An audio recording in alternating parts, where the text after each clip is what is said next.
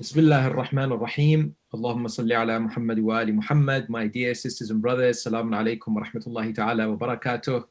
Thank you so much for those of you who have joined us this evening on this wonderful kind of mild day, mild/warmish day here in London. I know there are people from different parts, of the world tuning in. So I hope you're all well. Thank you once again for joining us. Now, this is this first webinar, alhamdulillah, we organized from the Noor Islamic Education.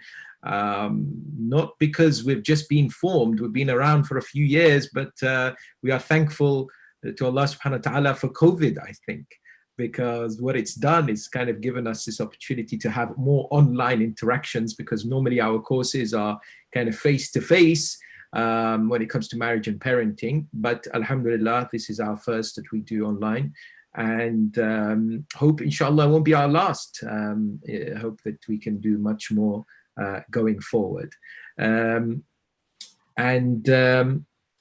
I'd like to warmly welcome my dear friend and colleague, Dr. Sarfraz Jeraj, who is a clinical psychologist, well-known, ex-president of Haydari Jamaat, mashallah, very active in the community, and somebody who I've worked with closely for many, many years in our marriage courses here in London.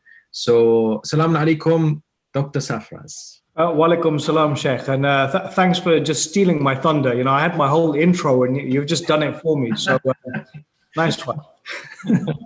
Well, there's a lot to say, inshallah. So I'll hope not to say too much then I'll be more hopeful to listen.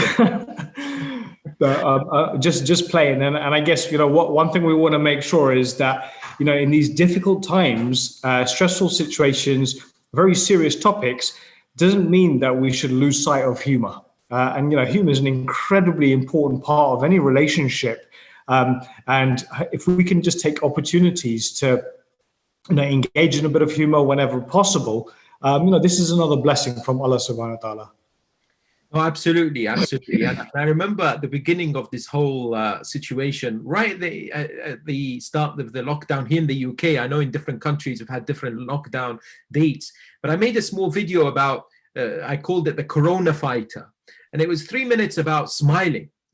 Just the need for us to smile given the whole situation and everything. Alhamdulillah, majority were okay, but some said, okay, you're taking a bit too much. I mean, this is not the time to smile. This is the time to frown. This is the time to panic. And it's, I agree with you, but our kind of invitation for people to smile and so on is more not to under any circumstances underestimate the gravity of the situation. There are people who have lost loved ones. There are those who are going through financial hardship, mental health challenges. This is not to belittle the whole situation, but more kind of collectively to try and kind of bring a spirit of optimism and positivity, perhaps. Sheikh, can you just remind me and perhaps anyone who's viewing this, why are we here again? We're here just to catch up, to be honest, and see how everybody is, and have I call an e-meal, which is a meal online. No, not really. Like an iftar or an e-iftar. Well, I think we're here to have, inshallah, a discussion on the whole wonderful subject of marriage, and specifically the last 3 months. What has happened to marriages? Are they still around? Are they extinct? Or are they going to evaporate, or are they strengthened? And the hope is, inshallah, we can have a lively, interactive discussion.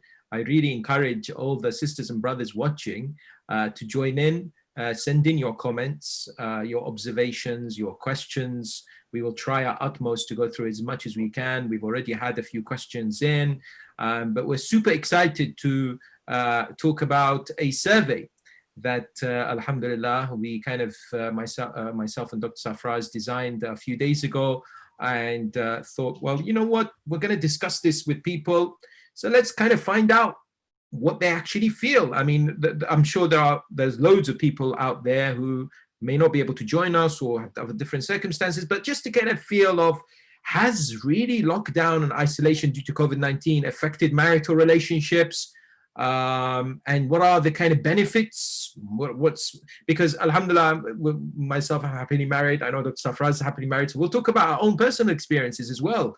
I guess, it's always valuable to share how we have felt the last 3 months as well, I guess. Well, Sheikh, just before we get into the survey and some of the themes that come out of that, it's been a while since we've met. The whole lockdown thing means that we haven't had the opportunity to link up. So, I mean, how you been doing? Alhamdulillah, I live every day with a lot of anticipation and hope. I've thoroughly enjoyed the month of Ramadan. I really loved it because for me personally, traveling every year and leaving my family has been, a real good opportunity to have, a whole month with the family whereby we have a nice structure. Yes, I've been in my office a lot filming and, we're all doing our stuff in this holy month, in the blessed month of Ramadan, but to have iftar together, to do salah together, dua, Quran, a'mal, a'mal, it's just unprecedented, all our lives. So personally, I've thoroughly enjoyed the actual experience of isolation and COVID-19, but not to take away the challenges from it. Of course, I miss meeting family, meeting friends, traveling different parts of the world, missing ziyarah, very likely to miss Hajj and so on. But at the same time, trying to look at positives. And Alhamdulillah, my own personal challenge during this whole thing is, going through waves of kind of understanding the severity of this disease, because I started off like many other people thinking this is not as much of a big deal. And maybe it's been made out. You read all kinds of things, and it depends who you speak to and what you listen to. And then obviously as more time went on and I saw the severity, I've begun to think, okay, no, this is very, very serious. And it's not to be taken lightly. My approach now is as well, again, I'm slightly, I don't want to make this a political issue, but I'm not very comfortable with what the government has done. I'm a bit unhappy actually, and I'm not sure whether we can trust them or not, but that's something else. Well, what about yourself? Tell me about how, I was just going to say, you have been. I mean, I think like you, there have been some blessings, but like I've been pretty stressed. Perhaps a little bit less in the last week, but like before that, I was. It's been pretty tough because working full time from home is, you might think, hey, nice thing, but it's made me realize how much I miss my commute, because that commute gives me my me time. And as wonderful as it can be to have lots more time with my kids, my wife, actually too much time, I've realized doesn't always work. And when I've got 3 kids, when all 3 kids were at home, and I'm trying to see my patients online and I'm trying to teach my students, no, that was really difficult. And that was pretty stressful. So I think the challenges of trying to homeschool and do work from home as well were a little bit overwhelming. So we work through a day at a time. Things are a little bit easier with some of the kids going back to school. But yeah, the challenges certainly remain. Yeah, absolutely. I think the school element is a big challenge, no doubt, because I have a lot of respect for teachers and how much effort they put in. May Allah, bless our wives, the wonderful mothers, for doing a lot of the hard work to do with the teaching of our children when we have been. Now you realize. Yeah, absolutely. And I've tried it a few times. I've had to kind of, when my wife has to be on work or she's got commitments, I'm kind of looking after my youngest, and she's only 5, and sometimes it's so hard. You think, wow, I'm much more comfortable teaching adults than I am when it comes to children. Totally, it's a different skill set. I just wanted to use the opportunity to recognize, this is a kind of online program on marriage and lockdown, and here we are, 2 guys talking about marriage. So we're really missing a female perspective on this. And that's not to say that it's intentional. We did make some endeavor to also get some female representation on the show, but it wasn't to be this time. What that means for you as viewers, though, inshallah, is that we really want you to use the platform. We really want you to use the comment section on YouTube to get your voice heard. And we've got Reshma in the background who's helping to kind of collate that information, and inshallah we'll feed it through so we can try and get as many perspectives as possible. One other thing I think that we just wanted to point out is that just before we get into the survey, that I'm not sure if we got a breakdown of the gender contribution to the survey. Did we get that, Sheikh? No, because we didn't have a specific question. Right. Behind the gender. Right. So it'll be interesting to see if this is really representative of both genders or not. But what we did want to recognize is that there's two sides to every story. There's a male perspective, there's a female perspective. The one thing that we can't deny is culturally there can be challenges that are disproportionately experienced by women in our communities. Not everywhere, not in every situation, but generally we know that this is an issue. Yeah. So what we would like to do is to try and create space for that issue to be expressed, but that we don't take a side in trying to privilege one or the other. That we take the perspective from our faith, which is one of balance. Yeah. And inshallah, in that spirit, we try and move forward and share some of these issues and potential solutions that might come out of it. So basically, in a nutshell, what you're saying is we're friends of everyone. We're not going to take anyone's side, and we want everyone to, show us love as we will show you all love. That and I guess the subtle point of acknowledging male privilege. Yes, I get that. We did actually try to get one of the sisters to be a part, but unfortunately she was busy. But certainly we do acknowledge the need to have our sisters be present in these discussions. Absolutely. And I trust there'll be future opportunity to. Oh yes. So maybe we should crack on then, and maybe start by looking at some of the results of the actual survey. How many people responded to the survey? So we had 181. Here we are.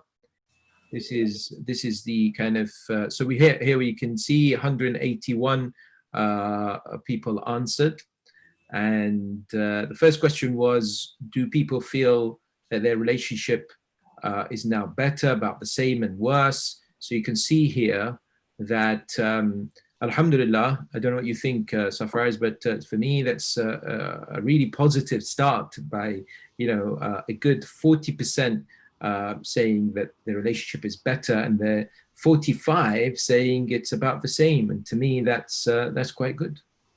Yeah. I guess there's certainly room to be optimistic there, but I guess it does reflect that that there isn't one size, one response for all of this, and I guess that where there's opportunity for things to be better, the vast majority of people is the same. And actually, for a significant proportion of people, almost like 15%, it's actually worse, 14%. So that's an area that hopefully we can give a bit more attention to. I guess this is quite an open question to start with. I think we tried to break it down by saying, well, what constitutes a relationship being better, worse, or the same? And I think the next question will shed a bit of light on that.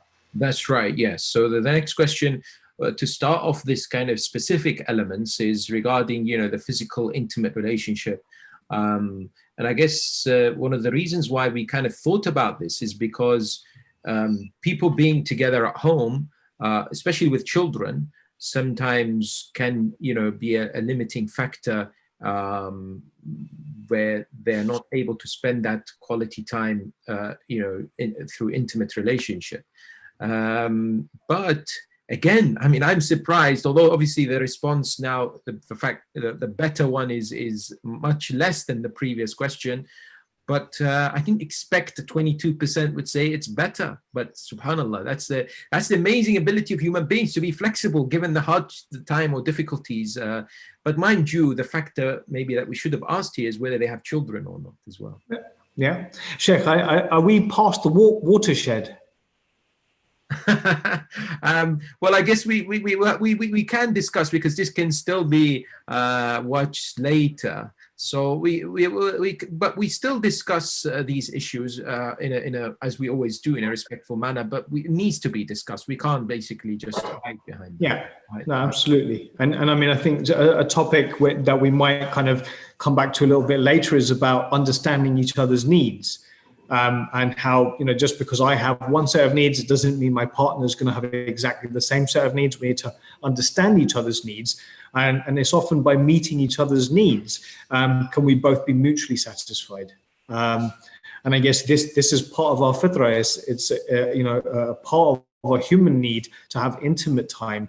And I guess being able to create space for that is going to be often challenging in lockdown when you've got children, without the same sort of routine, when you might have issues with kind of in-laws. So it'll be useful for us to kind of get more contributions from folks online about how we can overcome these. But I guess just for a starting point, I think there's definitely something about family communication where we can protect time for ourselves and each other that certainly will help. Yeah, and exactly. And that's the third question. And once again, I think communication, as we always say, it's a very broad area. Involves, things like, for example, listening, involves, things to do with anger, perhaps, management. So it seems that at the same time, though, a good significant number of people feel that their communication has improved with each other as a married couple since the lockdown. That's nearly 40%. And again, about 45% say it's been fairly the same, with about 15% saying it's become worse. Mm. Yeah.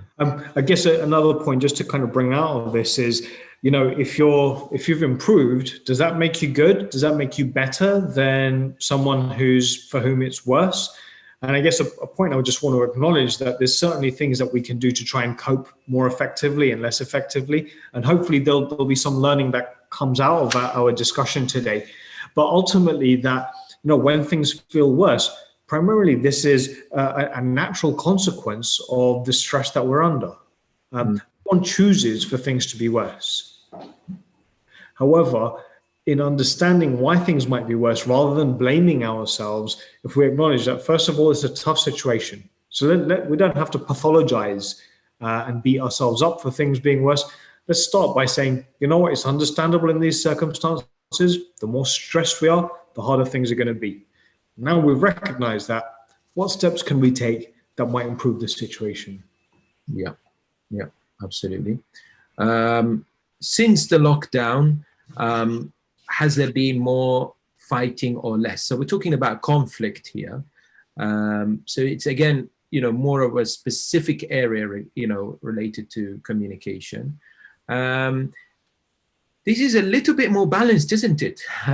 Between more and less, and not affected it, kind of, in the sense that it seems that obviously, because of maybe one element is the stress, one element maybe, as we will discuss later, financial hardship and difficulty, which gives rise to potential areas of conflict. And it seems that, although if we go back to the first question, it says that their relationship is better, 40% said it's better. At the same time, quite a significant number have said that there's more conflict during lockdown than before. So is that a contradiction? Well, maybe they've had more conflict, but they've been able to deal with it. Yeah, absolutely. I guess if yeah, it's one of those one of those interesting areas, perhaps. Maybe people are being optimistic and positive by saying things are better, but then this question hit them and say, oh God, yes, I've had a lot of issues together. There's been quite a few, and we'll go through some of the kind of responses, individual responses, in the sense that, comments, and we'll find out the trends with regards to conflicts as well. Yeah. So what about, this is a question you particularly, I think, you really wanted to find out, and that is, learning and, acts of worship, praying and so on together.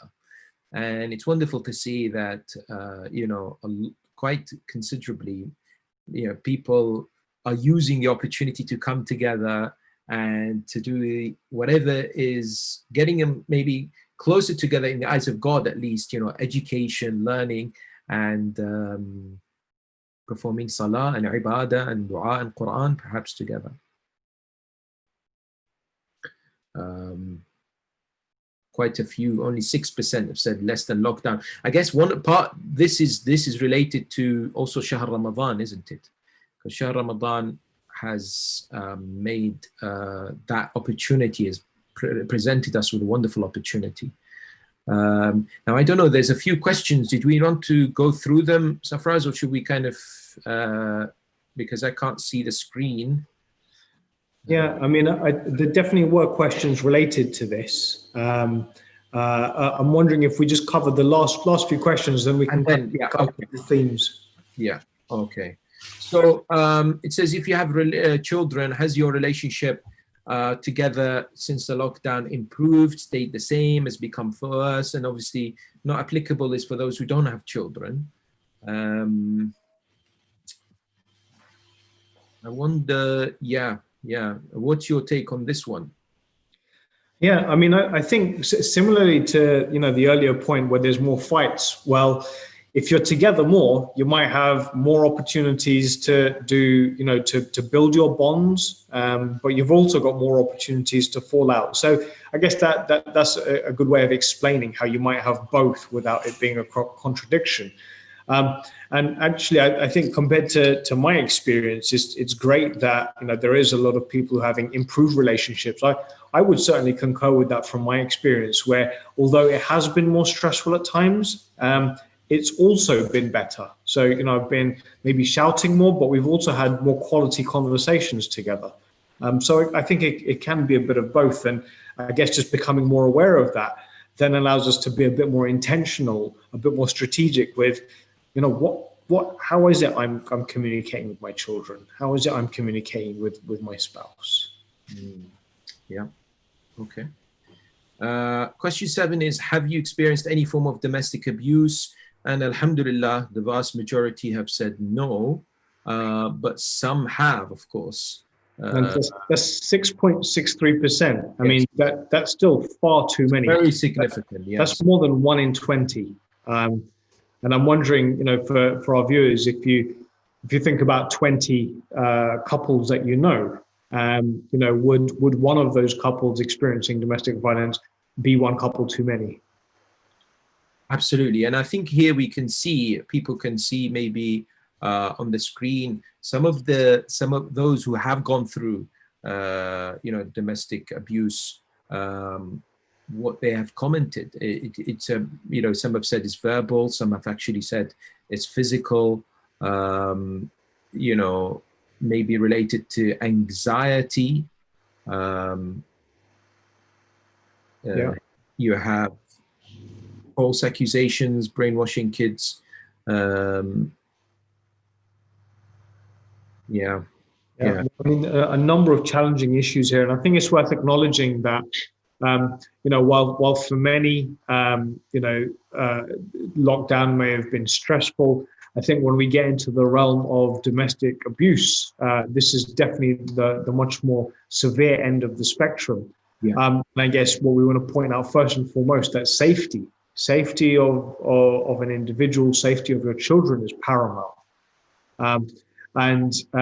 We are here talking from a pragmatic, a holistic, including a spiritual perspective.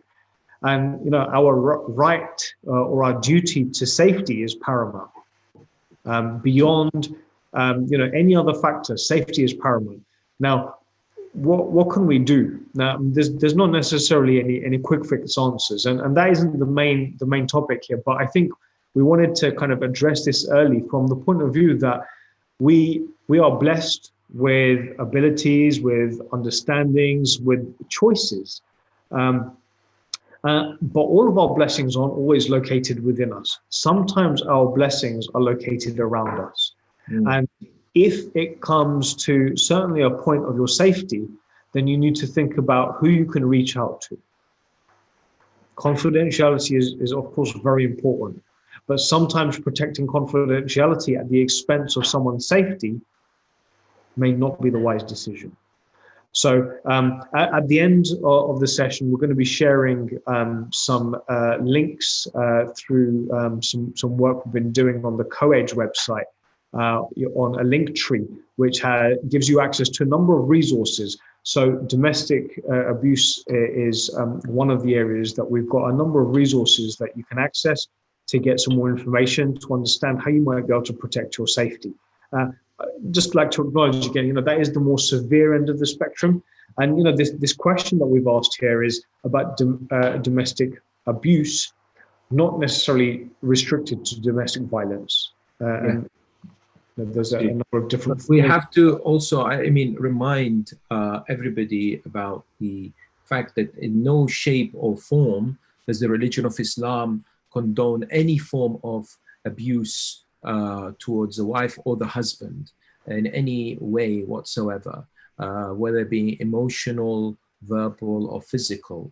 It is unacceptable. One cannot resort to these kind of things, and we definitely must ensure that these issues are.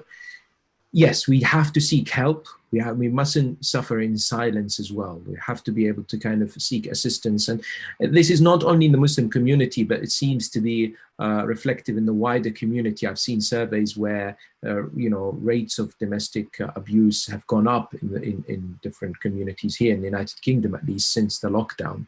And I think it shouldn't be just tolerated because people just won't tolerate it. Yeah. I think what one link we can make just as we go along is that reaching out for support is essential, but it's not the only tool. And one of the things we also want to recognize is that it can be very easy to just say, something is wrong and we're going to blame an individual. And just before we conclude that, let's just make sure we've done everything within our power to try and ameliorate that.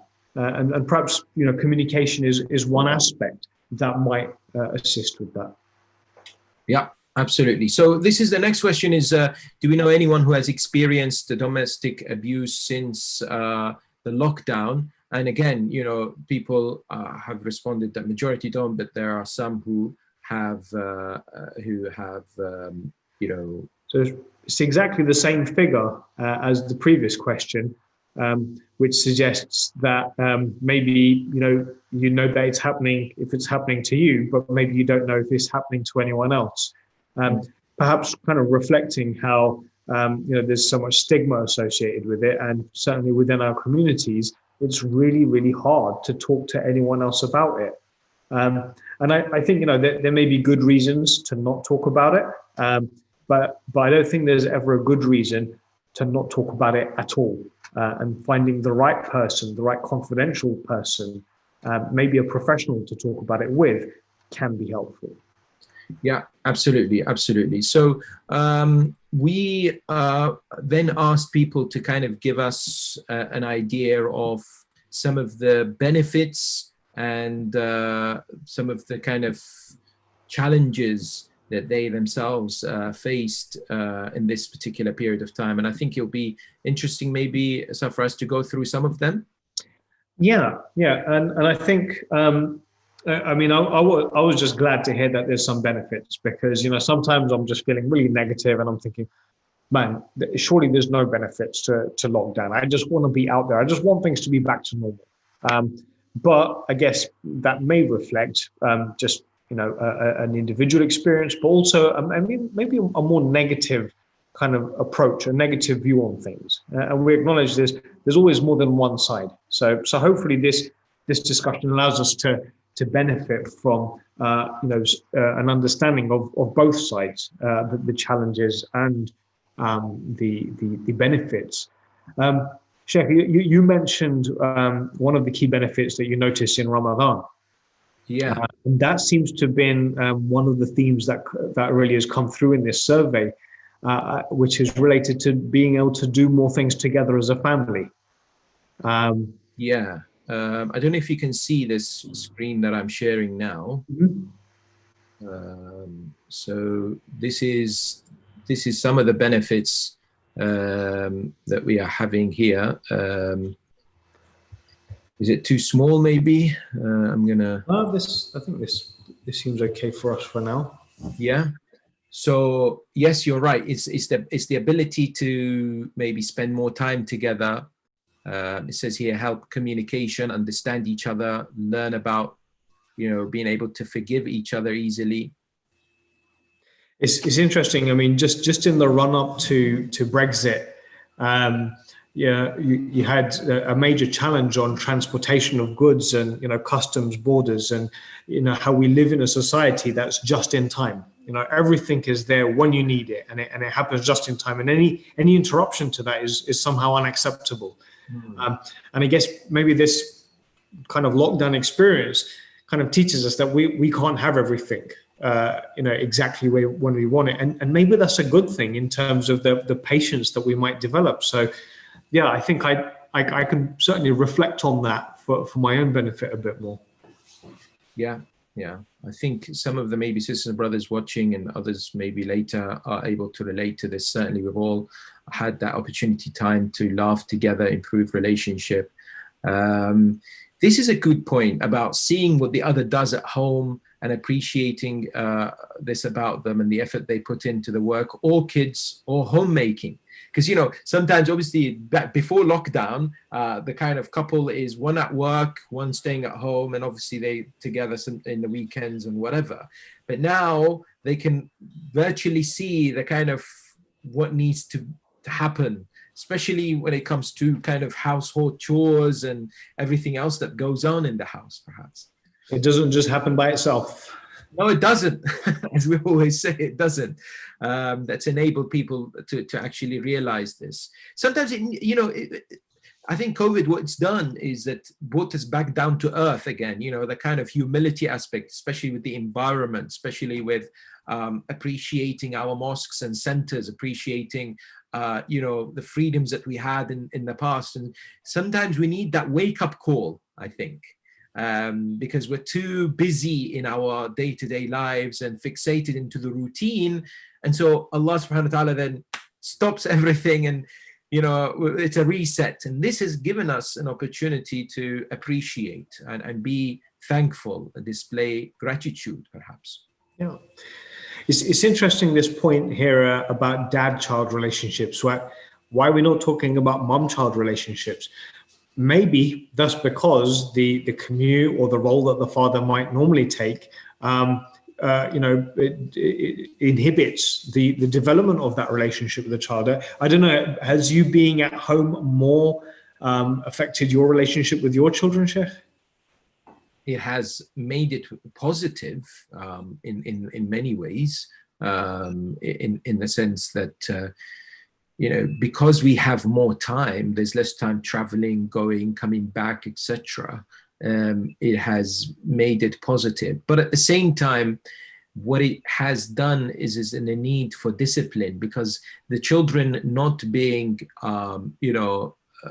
like before, having to kind of stick to a regime of sleeping at a certain time and so on, because there's no school. Maybe within the mindset of a child, they take it a bit more lightly. So as parents, we had to kind of say, okay, you know what? I understand we don't have school, but there's still things that we have to adhere to. So sometimes when it comes to communicating this to the child who thinks, okay, everybody's sleeping late, everybody's waking up late, why can't we have a snack every a few hours and stuff like that? And you have to kind of think, okay, things are not like how they were before. There's a good side of it, which is, we're spending more time, but there's the other side of it, which is to make sure that discipline is adhered to. Yeah. And I guess, the routine that can come from discipline can have, benefits across the board. I know certainly, in trying to get my son to bed sooner, I have to read him a bit more of Roald Dahl books. But that, reading the BFG together has actually created a stronger bond between us. And even times when it's not necessarily in routine, I found that, my son's trying to play Mario, he needs 2 players to beat Bowser, and I'm working. And if I just take 10 minutes out, spend that time with him, we do Bowser together, we've bonded, we've achieved something together. And actually that enhances our relationship. So sometimes it can come in a structured way, sometimes it can come in a less structured way. But I guess there is something about capitalizing on those opportunities. What is that? Bowser? He's the boss at the end of Mario Brothers. Oh, I see. Okay, sorry. Excuse me for being a bit not with the times with that. You need to get on the Nintendo. I need to get. There's the PS4, but I'm not into it. It's my kids who are into it, so that's another discussion. But quality time and teamwork have been highlighted to be also positives here. Seems to be cooking. Yeah, I mean, cooking has been a very positive thing for me personally, because I've had an opportunity to develop any kind of baking skills that did not exist before, and somehow started to exist. Actually, encourage my children to pick up habits, trends and skill sets related to cooking and preparing meals. And because I passionately believe that if the children are given responsibility, that gives them a great deal of self-esteem. I often tell people, if you want your children to pray, if you want them to love Salah, one of the tips I say to people is, look, give them the responsibility of arranging everything, the prayer mats, doing the adhan, being in charge of it. They feel, especially depending on their age, of course, not necessarily the teenagers, but, the kind of 6, 7, 8, 9, 10, I don't know, that kind of age range. They feel that they've been entrusted with a great position, that they're now in charge of making sure the Salah is conducted, if it's done together collectively as a family. I think psychologically, it's a really important part of development. And often I think one of the critiques of different societies is when they continue this infantile stage, depriving a child of taking any responsibilities through, I think, the guise of, they're too young, they're going to have responsibilities the rest of their life. You're actually inhibiting their development. So sharing some of that responsibility, but doing it in a balanced way. And I think, what I liked about what you said was, with the cooking, that you didn't say you started trying to develop these habits in the children before you said you started doing it yourself. And again, psychologically, we know that you can say whatever you want to your kids. If you're not doing it, why do you think they're going to follow? Yeah, learning, leading by example. I think it's similar to the Salah issue. If we are very passionate about Quran, if we're very passionate about, implementing some of the beautiful teachings of our faith, then they will follow suit. At least they will be impressed by the genuine, sincere attempts to do what's right. And even if they resist, there'll always be something in them to think, okay, you know what, my parents, they're not being hypocritical here. They're not, telling me to make sure I pray on time, and they're leaving it till the last minute. So that's something else. Learning patience, it says here. Having learned to be more patient during this time, understand the impact, less tired. Sheikh, I just wonder if we might just kind of look at some of the questions coming through, yes, and it kind of intersperse that with some of what's came through on the survey. So, I mean, there's this question: how can I convince my other half to take COVID-19 more seriously? My husband wants to go out and meet other people, but I worry about our safety. How might we approach that? I think, it would be very lucky if we somehow think that as husband and wife, we have to agree on everything. As human beings, one of the principles I think we have to kind of understand is that we have diverse opinions. Ultimately, Allah subhanahu wa ta'ala has created us differently, and doesn't necessarily mean that two people are compatible must always agree on everything. I've had one person ask me last time, we're having a lot of conflict. That's terrible. That's really bad for marriage. And I say to them, but a marriage without conflict is a very weird marriage. You've got to have that conflict. You've got to have that disagreement. So you learn, about each other and understand each other. And it's absolutely very important to be able to look at empathetically with emotional intelligence what the other person is thinking about. Remember, there are people who have had past experiences of illnesses, and or they have heard something you might have not heard as a husband, and your wife may have heard something. Therefore, her perspective and her way of looking at COVID-19 will probably be different necessarily. Or you've always been raised to take things lightly. And I think it's very important at this challenging time where it's not clear cut. You look at the news and there's both sides of the argument. It's not a black and white situation. So with this, my understanding is that we have to try and work together, come to some form of understanding, some form of compromise based on what we can do, appreciating each other's concerns, communicating about each other's concerns. Sometimes we don't actually talk about it enough. We just say, that's my belief. You've got to accept it. I don't want anyone to leave the house without a mask. I don't want anyone to, for example, you may, as a husband or a wife, not agree with bringing the shopping and then wiping everything just in case, but one of the, either husband or wife will say, no, I'm worried. I want to be making sure that everything is wiped. So you might think, oh, this is taking too much time. I'm frustrated. What's the point? I don't agree with it. But maybe that can be used as a reflection of how the marital relationship can be enhanced by understanding each other's needs and expectations. Right. And I think, in the example you shared, anything to do with COVID, it can set some people's threat detection systems like on fire. So everything is threat focused, is danger focused. And I think, if there are times when we're not in that mode, we can use those as opportunities to have some of the communication and kind of check in within ourselves that, unless I'm absolutely sure, which unfortunately with COVID-19, nothing is absolutely sure.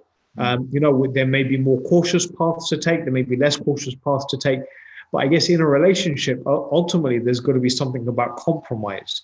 In the absence of there being absolute clarity on an issue, compromise may be, the next best thing. I wouldn't say that we want to be compromising around people who have kind of high risk conditions, but where that is not established, then maybe there's something about trying to meet each other halfway, because the risk is if we don't try and meet each other halfway, if we become polarized in our positions, actually we drift further apart from each other. Yeah. Now, there's a lot of questions coming in, so let's see how much we can get through. But one of them is, it says, I'm so stressed. I have to homeschool my kids by myself, and I'm also expected to take on all the household chores. No one bothers to help me. I'm too exhausted and can't cope much more with this. And I think it's interesting because obviously one of the questions we asked in the survey with challenges, and this came up very often, some people saying that my husband would just sit, watch TV. One lady said, I think it's a lady, she said, my husband is on his phone 24 hours, just, messaging, or some said, or just playing games all the time. And that has created a degree of frustration, given that perhaps there's much more expectation. And by the way, cleaning, cooking, and shopping are three things that probably have increased during lockdown. I don't know. People are saying we're spending more money for food, isn't it? Because we're more at home, we're cleaning more. And so they're finding this challenge when it comes to I mean, cooperation. it would appear that through a lot of the gendered responses, and by that I mean people referring to their husbands, that there certainly seems to be, from the survey and from the questions, much more of an issue with the expectations that men seem to have on women Mm. than the other way around. And that's not to say that women may have unrealistic expectations of men as well. But given that this is what we're noticing in terms of the expectations men have of women, and how these may have, grown and been increased in lockdown. What advice would we want to be targeting towards men? Well, I'll start with the discussion regarding Islamic recommendations of taking part, and ensuring that it is not something that is only left to our sisters, our wives, but really being an active kind of partner in the household, in the sense that, yes, in circumstances whereby the husband is out and our brothers are working, or perhaps even working from home, what I tend to do, I'll tell you my own personal experience, is that when I come down, for example, if I'm in my office working, whatever, when I come down for salah, for family, then I use the opportunity, if I'm waiting for people to do wudu, maybe get some of the dishes done, maybe tidy up this place and whatever, use whatever opportunity we have. And then obviously towards the end of the day, to ensure that I balance as much as I can, and not necessarily, I think it's mindset personally. If I was to say, it's mindset in the sense that if I approach this as like, that's not my responsibility, it's my wife's responsibility. So I'll just sit there and watch her, run like a headless chicken from one place to another, thinking, it's not really mine. Whereas if I approach it with the spirit of a team effort, that it is my interest that my house stays clean and everything is done well, and everyone is on top. And my wife, if she is helped in this sense, helped in the sense that even if things are to do with her own work, not necessarily chores, but things, that enables the couple to spend more time together. It enables the couple to be able to communicate and do the activities that they enjoy together. So it's a win-win situation, if people think about it that way. I really liked what you said about mindset, and I guess in terms of the ultimate essence of us as Muslims, that mindset is doing things for the sake of Allah subhanahu wa ta'ala. So if we were to start things with the intention of not, is this my responsibility or her responsibility? Should I do this as a favor for her so that she can do me a favor? If we put that aside for a moment and say, I'm just doing this qurbatan illallah, I wonder how much of an impact that would make. And again, my challenge to viewers is, without kind of trying to be transactional about this, can you do an experiment? Can you plan something right now, just as you're listening, to do an act of service for your partner, not with the expectation of anything in return, purely for the sake of Allah? I'm just going to give you 30 seconds. I know there's a lot for us to get through, but unless there's action following this webinar, I don't want it to just be a talking shop. So I'm going to take a few seconds to commit. Sheikh, perhaps you can have a little think, and maybe we can share what our commitments are, what our experiment is.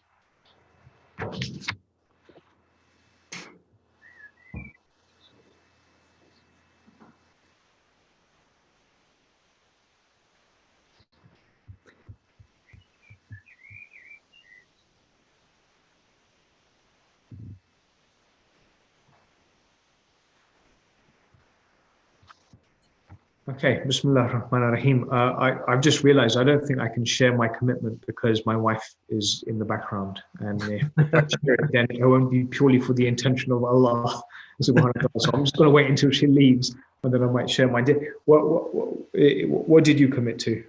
Well, I think for me, it's more about spending more time with my younger child, and kind of through her education, giving a little bit more time going through her lessons and so on, which relieves a little bit of pressure from my wife, I thought that might be, for the sake of Allah, something beneficial. Inshallah, inshallah.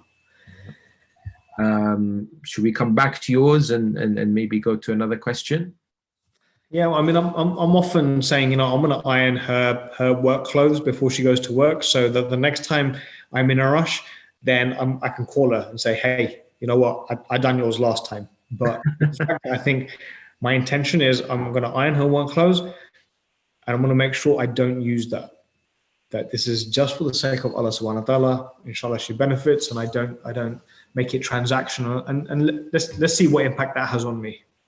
Yeah, subhanallah. I mean, this ikhlas is so highly emphasized in Islam. The acts will only be accepted by Allah if we do it truly, sincerely, for His sake. And we have excellent role models, the Prophet and his family, who gave for 3 days their food just for the sake of Allah. And the Quran affirms this in Surah Al-Ihsan. They said, we don't want any thanks from you. We're doing it for the sake of God. And of course, the Prophet and Imam Ali and all the glorious Ahl al-Bayt would be involved in the house. That was 1400 years ago, when even cultural norms were so different, not like today. There would still, Imam Ali still would be sweeping the floor, sieving the pulses, helping, in the house as much as one is possible. And there's just a point on that before we move on. So, sometimes I think, I'm helping my wife, share the responsibilities at home. And just before, as we were preparing for the short show, this comment, I'm helping my wife, like what, I'm helping her or helping myself. And I just realized, maybe there's a bit of an attitude problem there, that actually I'm not helping her as if she's something separate to me. Anything I do for her, ultimately I'm doing for me, because we're not separate, we're one. So I'm not doing her a favor by helping her. Yeah, it's a collective effort, in the sense that for the like we mentioned earlier, that it's for the better good of both, because if they think disjointly as separate units, ultimately there's going to be a lot of clashes and lack of fluidity in what they do. So definitely that mindset is very important. So there is a question regarding pressure from the in-laws. Yeah, we've had a lot of, some of the challenges people have had is, obviously people who live with the in-laws, or perhaps because of more communication on Zoom or phone or whatever, there's been a little bit of, pressure regarding interference from the in-laws. Here says, the question says, we have a lot of pressure to give my in-laws time as well as kids, so very hard find quality time with partner. This has caused a lot of resentment and frustration. How can I explain to them that my husband and I need time together too? Yeah. Now, I guess the starting point should it be, me telling my wife, why don't you just speak to my parents? You should communicate with them. What might be the issue with that, Sheikh? Well, why am I not communicating with the parents? Why am I throwing it back at the wife? It's running away from the battlefield, so to speak. I want to call it a battlefield, but in the sense that sometimes, because when the wife speaks, it's not going to really solve the problem going forward. It's we have to go into what's known as the adult mode, isn't it? And be able to explain calmly, respectfully to the parents as to how the arrangement ideally should be. We've had discussions between couples and whatever, and I've had examples, people telling me, with this COVID situation, some parents are saying, you know what, we've been at home, we've been isolating, it's okay, just come and see us, whatever, in the garden. And some have said, no, we don't like, and between, again, it goes back to this original one. But it's so important that, I feel that if we have a disagreement as a husband and wife as far as how to approach this issue, when we approach our parents, it needs to be a unified joint stance. Because if one says, oh, I want this, and the other says, I want that, then you're going with that stance, you're already kind of on the back foot. Whereas if you're both together in one position, respectfully going and saying, look, this is what we've come together to understand, and we've jointly agreed that this is how we're going to, these are the number of times we're going to meet with you guys online. This is the number of times we're going to visit you and meet you in the park, and so on and so forth. Then at least that gives a kind of a unified approach to things, perhaps. And so I guess if we're going to be unified, we're saying that the married couple needs to be unified. Yes. In addressing whatever issues there might be with the parents from either side. Yes. That can maybe cause a bit of a dilemma. So say for example, my parents want my wife to do something. Then I'm stuck in the middle. I have to I have to choose a side. Do I support my wife or do I support my parents? How do I resolve that? Well, this is the $1,000,000 question, isn't it? That so many people have, and they think it's either or. They have to feel the need to choose, and that really. Let's be a bit more honest now. It's the men, absolutely hate it, especially the non-confrontational ones. They say, if I go with my wife, I have to somehow have a bad relationship with my mother or my father. If I go with my parents, my wife's gonna constantly, and so they're always worried about which side they're going to be pleasing and which side they're going to be kind of siding. But that's always kind of related to not being honest and not having that heart to heart, really, close communication, opening up and saying, okay, look, what are these kind of challenges? Let's talk about them. And they taking ownership of the situation is very important. And, jumping from the child mode to the adult mode and saying, you know what, I'm now person who is my own person. I am responsible for my actions. I understand what you're saying. I take it on board in the sense that I respect it, but I respectfully disagree, for example, and I'm not taking sides. I think that's very important, because if one day I'm taking one person's side, the other person expects me next time, last time you took your mother's side, so this time take my side. And then you're always kind of going back and forth, trying to kind of please one over the other. I think that what you said about being the the adult. If I'm as a son or as a daughter with my parents, am I going to perpetuate what may often be maintaining a child state, just agreeing and bowing to everything, and maybe relating that to a misconception of respect. Does respecting my parents mean that I have to obey them and agree with them on everything? Or does respecting them mean acknowledging that, they've raised me to be an independent thinker, someone who can make mature decisions, someone who has to kind of make sure he's taking care of his household, his wife and his children, or, if it's the woman, the husband and the children, and being able to have that mature conversation, which sometimes disagrees with the parents, albeit in a respectful manner. Yeah, absolutely. Time is pressing, Sarfraz, so let's go through a few questions here. It says, we have not been physically intimate for a long time now due to worries from COVID and passing on the virus. This has led to breakdown in marital bond, but I don't know what to do. What do you think should be the... I mean, my understanding, and I don't claim to be an expert in this, but that kind of passing on the COVID virus is going to be done through sneezing primarily. So you're not going to increase your risk by being physically intimate, and so that shouldn't be a reason to avoid intimate activity. And in addition to that, if you're utilizing protection, then that would mitigate for that factor, even if it was present. Yeah, I would second that. I think what I would say is that talk about each other's fears and try to find out, investigate, go and research from credible sources. There's a lot of fake news out there. There's a lot of people talking all kinds of things about theories, 5G, this, that, the other. I think it's so important for us to get to the bottom of what is so far being established and what's, sometimes we have to take chances, but calculated risks. What is really more important? I mean, if they're both two healthy adults, inshallah they won't get it, but lack of physical intimacy could be quite detrimental in a marital relationship, could be a slippery slope towards, God forbid, the marriage not continuing. It needs to be, addressed. And it's not something that's just physical.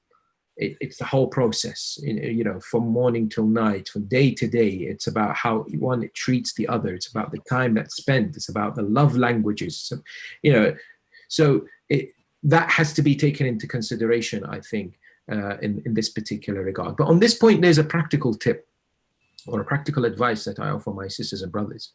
And that is, I know we're coming down close to kind of easing of the lockdown, but maybe what this experience has shown us, if obviously we've been at home and perhaps obviously we've kind of heard each other speak, or more than before, if you talk about it scientifically, we've been kind of in each other's kind of presence more than before. Maybe it's triggered something in our minds that, I know, we both have talked about this, and I know it's not agreed upon by some out there, and maybe it's ifs and buts about it. But maybe I need to understand. Maybe I need to understand a little bit more about, the female psyche and the male psyche. I need to maybe appreciate how, and specifically maybe to do with my own wife or my own husband in that sense. Make it as a learning experience. Journal it. Journal the fact that, okay, you know what, last time this happened, this has taught me that maybe this, I will deal with this in a particular way, because you have a bit more time now, you have a little bit more experience based on more interaction. Even if you've been married for 20 years, I don't think any one of us in our lifetimes have ever been kind of together in this particular 3 months with our spouses as much as we've had, right? So it's a new experience for all of us. Surely out of this lockdown, we're going to have to be able to learn one or two things about the other that we didn't know before. Surely. Yeah. It kind of reminds me of something I wanted to address, also related to communication, as a key theme in relationships, and that's getting the right sort of balance. We had a couple of points on the survey, and I've seen some of the other comments about criticism and the amount of negativity. Now, on the one hand, without beating ourselves up initially for being negative, we understand that, the stressful circumstances are going to generate a lot more negativity. However, like I said, we've been blessed with choice. And if we can become aware of that negativity, we can try and balance it with positivity. And particularly in our communications, I think there's something to be aware of. And if we recognize that sometimes there may be a lot more negativity in our communication, taking a specific act. And I want to invite you now to take your mobile phones. If you're watching this on your mobile phone, then just switch over to your messages section. And I want you to open a message and write to your partner. So, and if you're not married, then hopefully your fiance. And if maybe you're not quite there yet, then you could start creating a list to get in the practice. So I want you to list off as many blessings for that you feel are endowed in your spouse. And I'm going to give you a timer. You've got 60 seconds, and whoever gets the most blessings, and they have to be different. Yeah, post it on the YouTube comments, and the winner will get a certain prize. I want to negotiate with you, Sheikh. So 60 seconds to write as many things, positive attributes, blessings within your partner before you press send. On your marks, get set, go.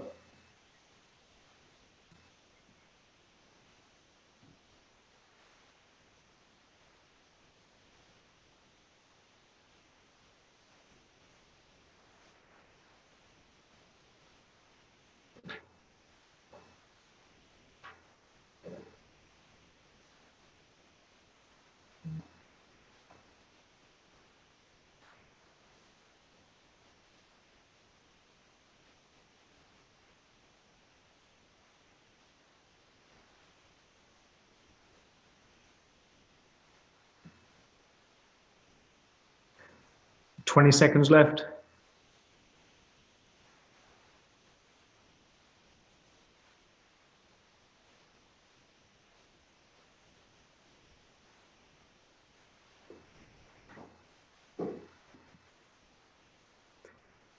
Three, two, one, and press send.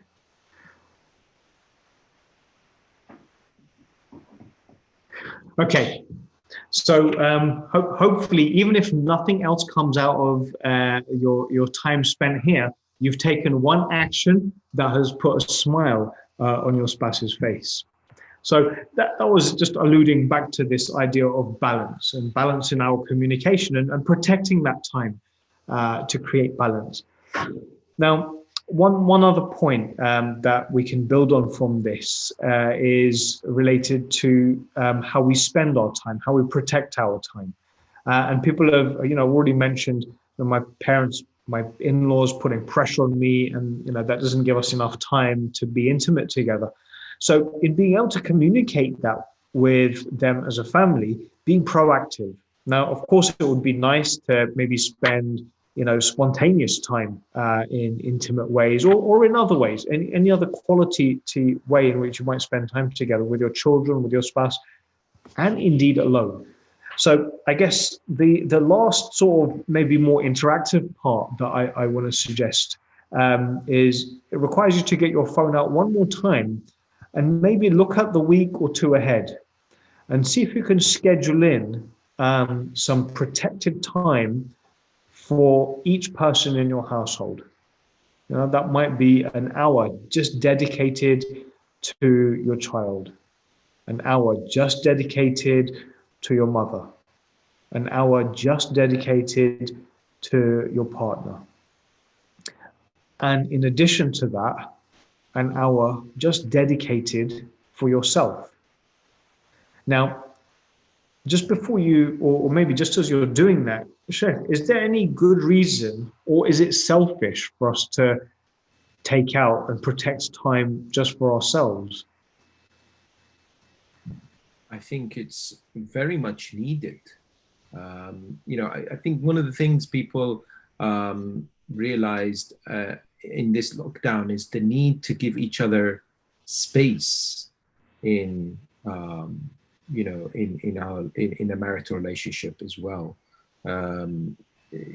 For us, sometimes we need our own environment just to think and grow and reflect and be able to kind of pull together and so on and so forth.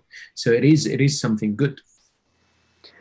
And I think in trying to do what is good, there's so many things that you might be able to do just by yourself.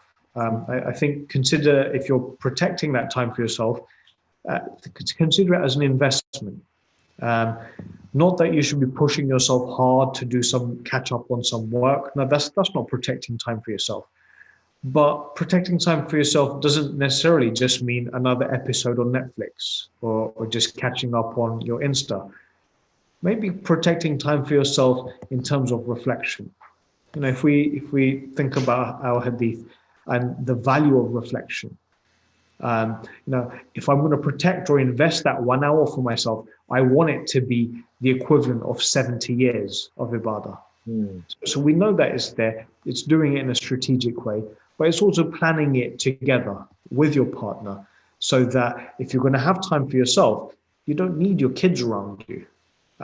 That's where you're saying to your partner, I'm going to take the kids so that you get an hour for yourself. And this can be a bit more transactional so that the next time you can take the kids so I can have an hour for myself.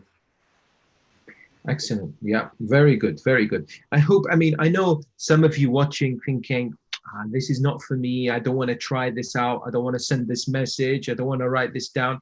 But you see, I know it might be uncomfortable. I know it's not something that you might be used to.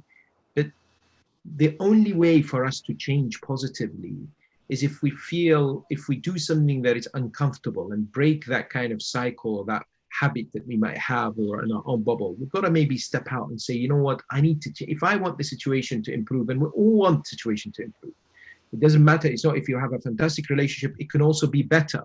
as a married couple. So these are, they might look like simple exercises, but I think they're quite powerful. And I'll add one more tip here.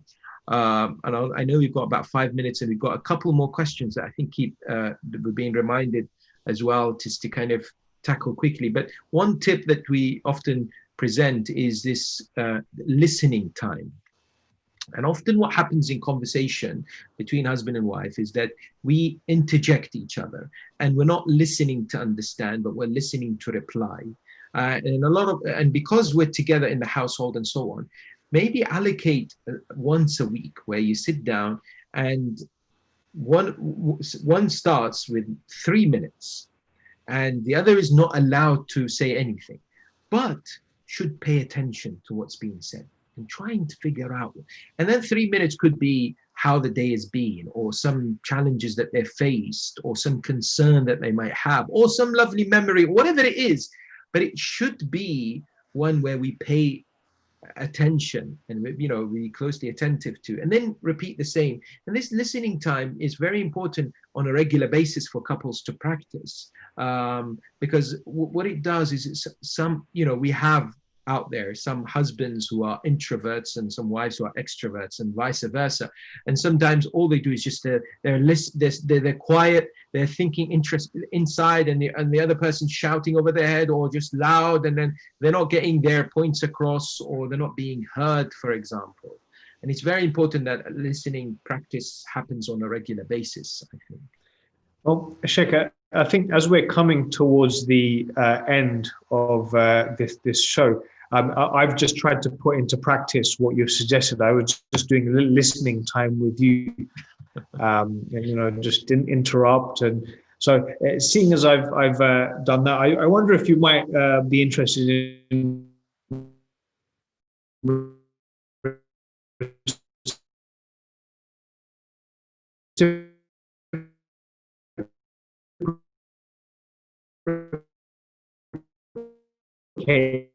with one of my requests and doing a little bit of practice. I'm so sorry, Sarfraz. I don't know, maybe it's my internet. Can you repeat that?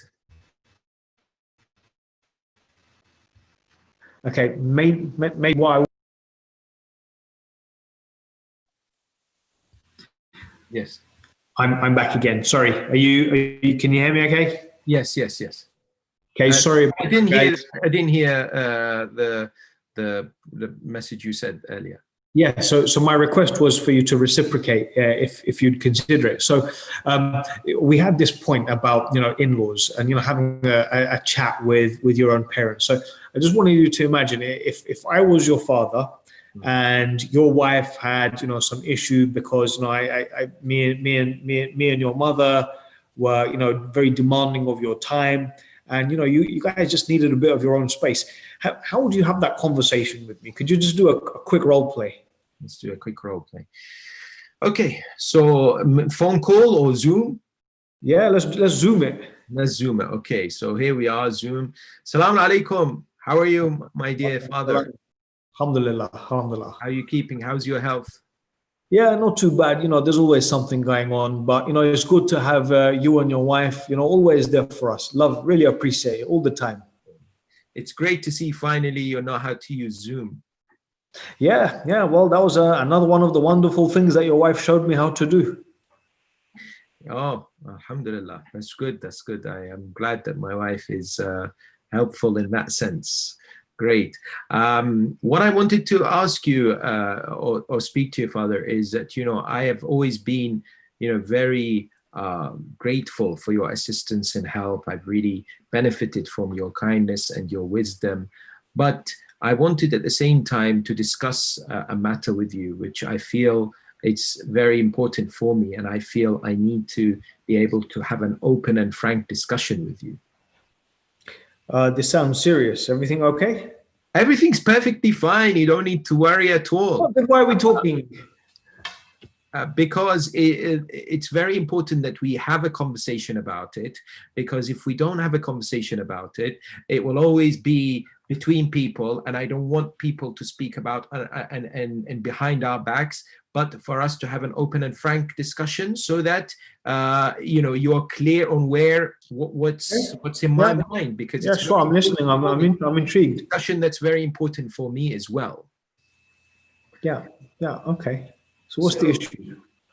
It's inshallah it's not a serious issue, but what I wanted to perhaps respectfully ask is that we agree on a kind of a timetable or some kind of a plan together with regards to how many times we have these conversations or we have the kind of family meetings, because it's very important for me and my family as well to have our own time and to balance it.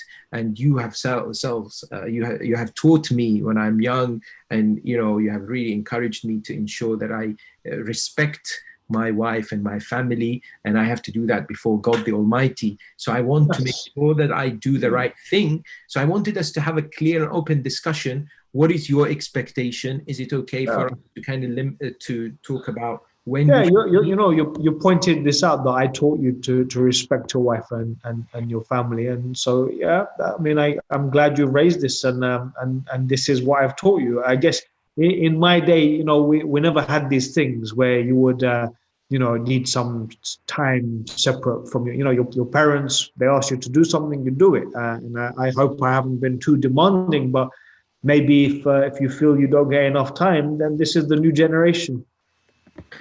I'm very grateful for your understanding, and different times basically require many different challenges or bring about many different challenges. This is in no shape or form disrespectful or any way less attentive to you and to my respected mother, but your position and your respect is great in my heart. I want to just to make sure that I am fair and I'm honest and things, and we can discuss it as we go forward, whether it's worked and have an idea of how we can progress with this. Well, me and your mother, we don't want to be a burden on you. And, if this is the way of this new generation, then, who are we to complain? I'm so grateful. Jazakallah khair, my dear father. And, this is a spirit that I've always expected from you. You're always this kind of, understanding person that I always have known. Well, I guess there's one thing I know I've taught you well, is to speak your mind, eh? Yeah. That was we'll call a time out. Yeah. Thank you. I know I put you on the spot, but I just think these conversations can feel so scary. This communication can feel so difficult, and I don't claim that it's always going to go super smooth. But I think you provided some beautiful examples there of how we can have a challenging conversation respectfully, and just to highlight the respect and reflect back on those teachings that our parents have given us as well. Yeah. I mean, I think from having these conversations, also kind of reading around and watching, I think we both agree that parents love to see that their children kind of say that we've kind of learnt from you, and you kind of start off with the positives. One friend of mine said, I don't agree with that sentence, but he said, you stroke, then strike. But it's a manner of just respect and so on that we can. But yeah, these role plays are very, very important, and I think alhamdulillah, thank you for that. We've kind of come nearly to the end of the program because it's nearly salah time. There's a quick question about what kind of questions to ask for a potential spouse to ensure they're religiously compatible. But it's not really a question that you should be asking, because this is a lifetime commitment. So I would suggest that, for example, you get the book by our dear colleagues Abbas and Shaheen Mirali called Spouse Selection. There's a huge chapter there, wonderfully written, on so many things one should be thinking about when approaching somebody, especially in this day and age where perhaps they don't necessarily meet up as much. It's more online or Zoom. But it's not a list of questions that you kind of ask, yeah, you passed the exam and let's get married, because we don't do that to people at university when we go to kind of decide to have who's our friends. We don't have a tick list, and then it's just through normal conversations. But there are certain things to keep in mind, values and principles. There's so much to cover for that. It's not something we can perhaps cover within a minute or so in this particular program. But maybe inshallah we can have other programs coming up. Is there any other tips or anything else you want to say, Sarfraz? Yeah, I guess I just wanted to end by saying, there's so much more we could talk about, and there are a number of other issues that we haven't had the opportunity to cover. But I did just want to share one resource, and I think Reshma might be able to kind of put it on the YouTube comment section. This the Linktree for Co-Ed Wellbeing, which is a collation of a number of resources for relationship issues, for kind of mental health issues, kind of domestic abuse, bereavement, so many other issues that, alhamdulillah, we're in an environment where we have those blessings to reach out to. So I hope that, in addition to anything that you've taken away today, that, if there's other issues that you might be struggling with, that gives you one point of reference for some reliable resources. Thank you so much. Now, there's one more point that I think is very important to raise. It seems to be a matter that causes a lot of, unfortunately, breakdown in marital relationships, and perhaps the number one reason why divorces happen in many Western countries is financial constraints. In this challenging, difficult time of COVID-19, and I know it's, people are being laid off work, people are being furloughed, people are really anxious about going forward in the future, how they're going to, make ends meet. And I think it's very important that, both as husband and wife, we work together, understand the concerns and the situation, and be able to somehow support each other if possible, be able to lower our expectations of each other at this challenging time, and also not to take it out on the other as much as we can, because I think it's not fair just because we feel under pressure or stressed because of, finances, we kind of lose our cool at home and become angry and start shouting and picking on certain things and so on and so forth. Working as a team is much more effective. And remember, Allah subhanahu wa ta'ala is Ar-Razzaq. This is a test, this is an examination. He will be the one who will provide. If we submit to him, if we are confident that he will not abandon us, do our duties, work as hard as possible as a team, as a couple, as a unit that he loves, inshallah, rizq and blessings will be bestowed upon us. Did you want to add anything on this, Sarfraz? Just to end with a dua, if you would, to bring barakah to our relationships, inshallah. Inshallah. Well, before the dua, I'd like to thank sincerely, Dr. Sarfraz for joining us.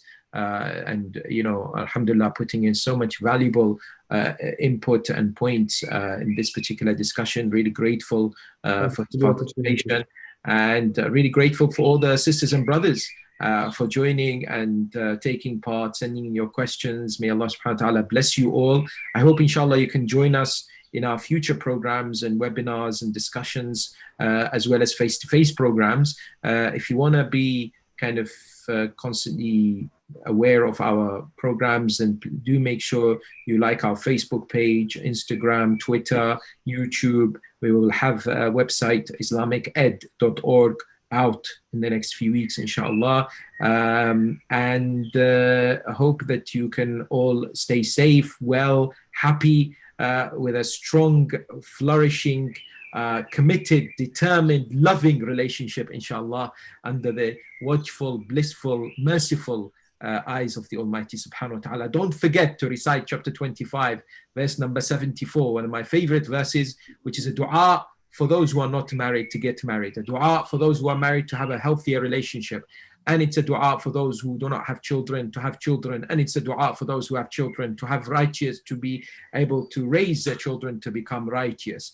The verse is وَالَّذِينَ يَقُولُونَ رَبَّنَا هَبْ لَنَا مِنْ أَزْوَاجِنَا وَذُرِّيَّاتِنَا قُرَّةَ أَعْيُنٍ وَاجْعَلْنَا لِلْمُتَّقِينَ إِمَامًا. Chapter 25, verse 74. It is those who say Ya Allah, oh our Lord, make our spouse and our children the pride of our eyes, the apple of our eyes, and make us the leaders of the God-wary. Thank you so much for all of you for joining in. Take care, and inshallah we'll see you next time. Wassalamu alaikum wa rahmatullahi ta'ala wa barakatuh.